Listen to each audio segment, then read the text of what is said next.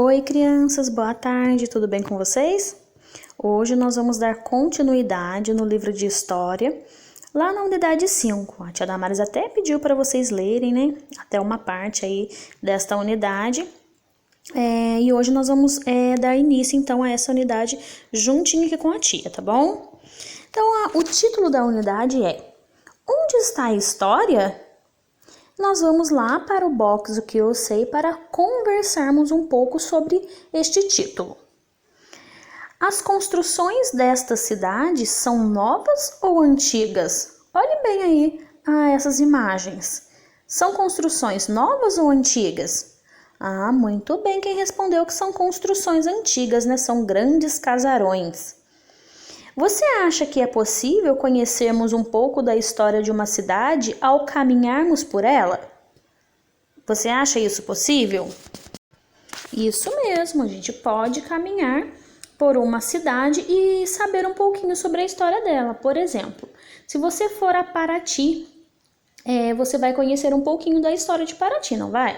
Tem várias casas, todas pintadas com cores coloridas, então vai contar um pouquinho, não vai? Quem vai à Bahia também consegue saber um pouco da cidade através das casas, das maneiras das pessoas se vestirem, não é? Então, tudo isso conta um pouco da história para nós também. É correto afirmar que para aprendermos a história, devemos recorrer apenas aos livros da escola? Será que isso é correto?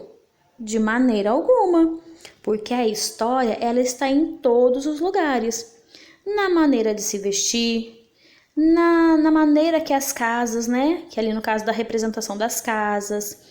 A história está também nos costumes, nas tradições. Então a história está em todo lugar.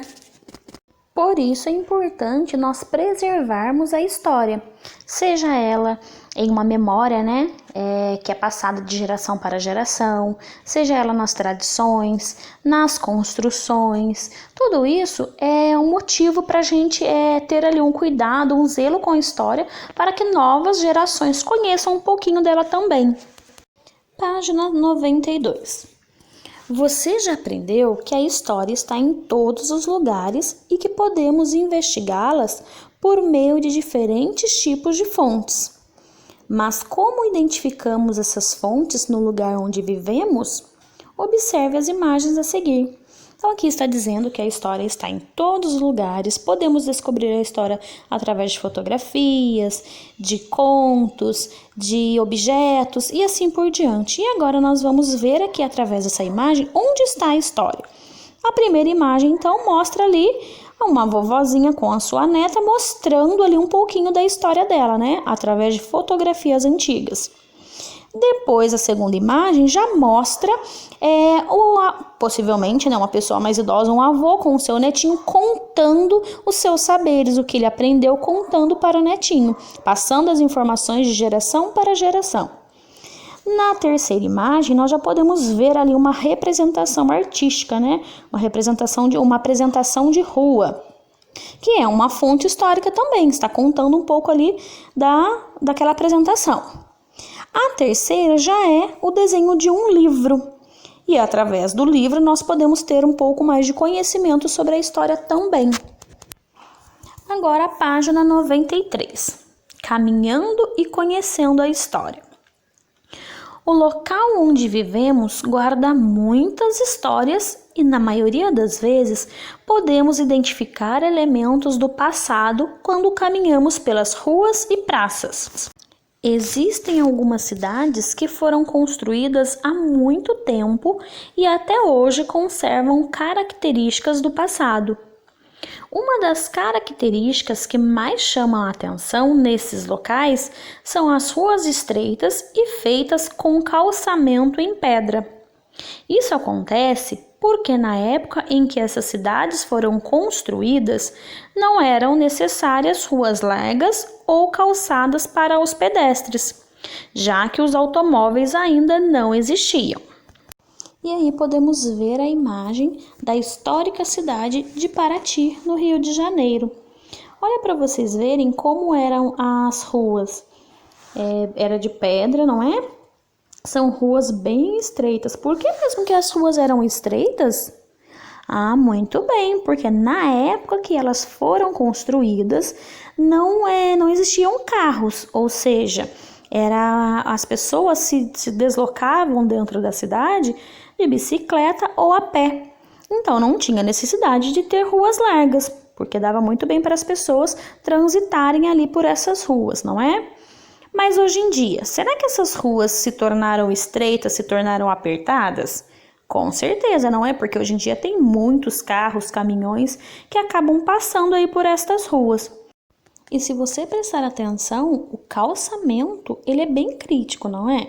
Hoje em dia as ruas são niveladas, tem um calçamento um pouco melhor, mas como eram feitas lá em calçamento em pedra, é bem complicado passar por essas ruas, não é? E aí você pode questionar, tia, se é complicado ter ruas assim que não estão niveladas e ter essas casas antigas que as janelas e as portas já dão direto para a rua, por que será então que não destroem e constroem uma nova cidade? Por que mesmo? O que nós estamos estudando? Muito bem, a preservação aí da história, não é? Então, por que mesmo eles não optam por destruir essa cidade e construir uma cidade moderna? Ah, muito bem, quem respondeu que é pela preservação da história. É isso que nós estamos estudando, não é? Conhecer um pouco da história do passado. E essa é a maneira de conhecer um pouco sobre a história da cidade de Paraty, que tem construções antigas, ruas feitas com calçamentos em pedra, sem falar na riqueza que é o artesanato do Centro Histórico de Paraty. Lá são realizadas, feiras com artesanatos feitos em madeira, em crochês, em cestarias, entre outros tipos de artesanatos. E a cidade de Paraty é uma cidade que gosta mesmo, o povo gosta de preservar a história dessa cidade. Agora, página 94. Já os monumentos históricos são construídos para homenagear uma pessoa, um grupo ou algum acontecimento importante de determinada região e geralmente estão localizados em praça. Observe na imagem a seguir um monumento que fica na cidade de Manaus. Ele simboliza a abertura dos portos do Amazonas ao comércio e à navegação estrangeira. E aí podemos ver, o monumento da Praça de São Sebastião na cidade de Manaus.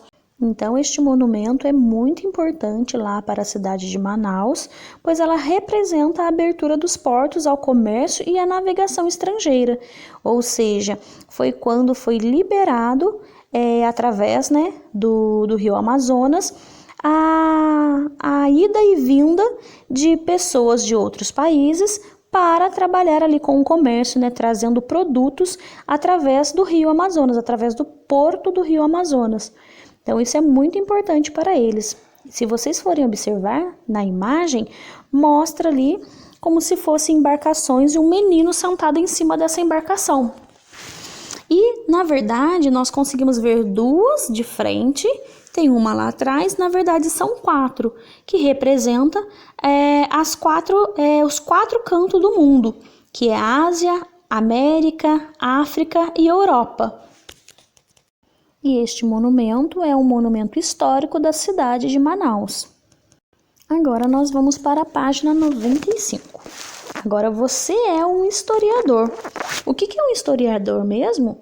Ah, muito bem, é aquele que busca vestígios e pistas aí sobre o passado. Então fiquem bem atentos a essa atividade. Os historiadores são bons observadores. Ao analisar as fotografias, por exemplo, eles precisam estar atentos a muitos detalhes. Observe uma foto atual da Praça Tiradentes, na cidade de Ouro Preto, em Minas Gerais. Então, olhem bem aí para essa foto. Observaram atentamente?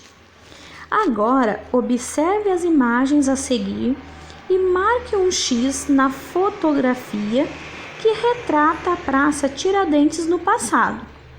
Depois, circule na imagem antiga e na atual o que você identificou para chegar a essa resposta. Então, vocês já viram a Praça Tiradentes lá em cima, Hoje em dia, ela está ali até com uma imagem colorida. E se você olhar nas duas fotografias representadas aí embaixo, qual das duas representam a Praça Tiradentes? É a primeira ou é a segunda imagem? Ah, muito bem, quem respondeu que é a segunda imagem. Então, você vai colocar um xizinho na segunda imagem, tá bom? E agora, como que você descobriu que é a segunda imagem?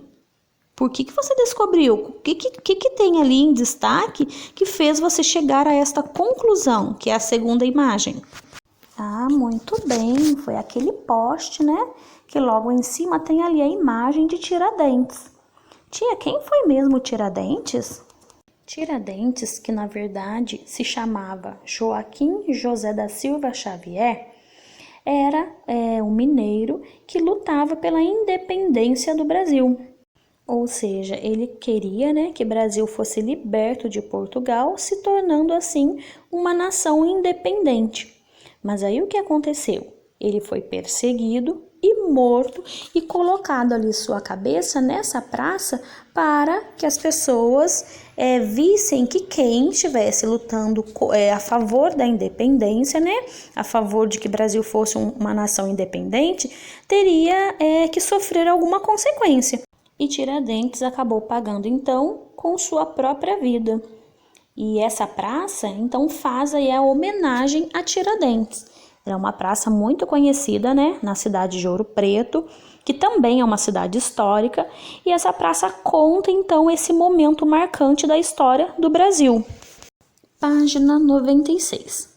Muitas cidades do Brasil preservam características do passado por meio de suas construções. Entre as construções mais antigas do Brasil estão as moradias coloniais, cujas principais características são janelas e portas de frente para a rua e a aproximação lateral de uma moradia com a outra. Então podemos ver aqui, né, na cidade de Ouro Preto, que nós estávamos já falando dessa cidade, lá também tem essas moradias coloniais, né? São moradias antigas, são construções históricas, que podemos observar que as portas, janelas são bem ali de frente com a rua. Não tem garagem, não tem ali um espaçamento entre a calçada e a porta principal da casa. A entrada já é logo na calçada. Vocês conseguiram observar? E observem também que uma casa é bem grudadinha com a outra. Não tem ali um espaço, né, entre um quintal de uma casa para o quintal da outra, não. Já é uma parede grudada na outra. E vocês notaram as cores que eram utilizadas? Eram bem coloridas, não é?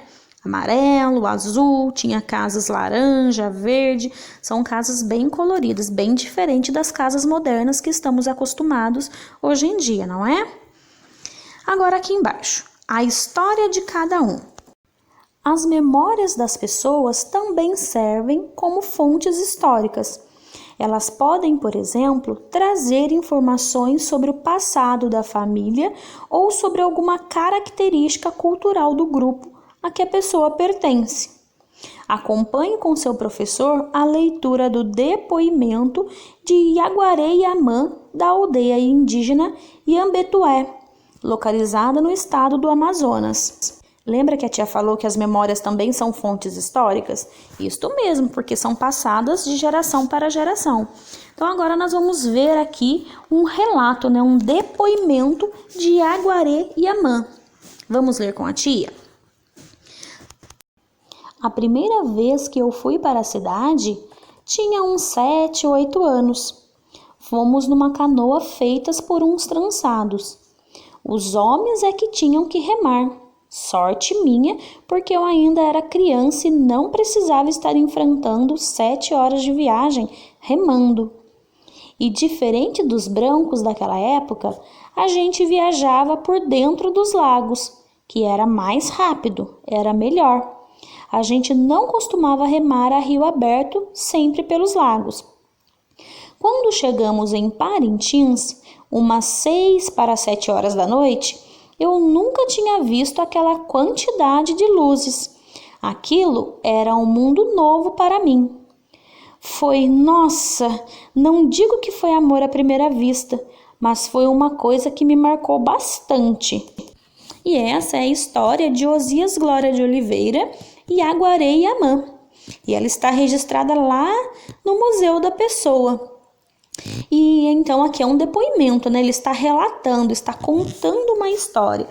E se ele está contando, está relatando a alguém, isso significa que esta é uma fonte histórica oral. E agora nós vamos realizar a atividade número 1. Sobre o depoimento de Yaguaré-Yamã, relatando sua primeira viagem a uma cidade, responda. A. Quantos anos ele tinha? Quantos anos Yaguaré tinha mesmo? Lá no texto diz. B. Qual meio de transporte ele usou? C. Quanto tempo durou sua viagem? E D. Por qual caminho ele viajou? Pelos lagos, pela terra ou pelo ar? E para encerrarmos a primeira videoaula de hoje, nós vamos ler aí o box mais ação. Em seu relato, Yaguaré-Yamã conta um acontecimento que marcou a sua vida. Quando chegou a Parintins à noite e viu as luzes da cidade pela primeira vez. E você, tem alguma memória que tenha marcado a sua vida? Algo de que você se lembra e gosta muito? Conte para seus colegas. Então, essa atividade vocês poderão realizar no caderno de história. Coloca lá sedes, coloca o cabeçalho, né? Completa o cabeçalho, o dia. E embaixo você vai colocar lá alguma memória que tenha marcado a sua vida, tá bom? Então, por hoje, nós vamos ficando por aqui nessa primeira videoaula. Tomem uma água, descansem um pouquinho e logo em seguida nós realizaremos a segunda videoaula de hoje. Obrigada, até o próximo vídeo.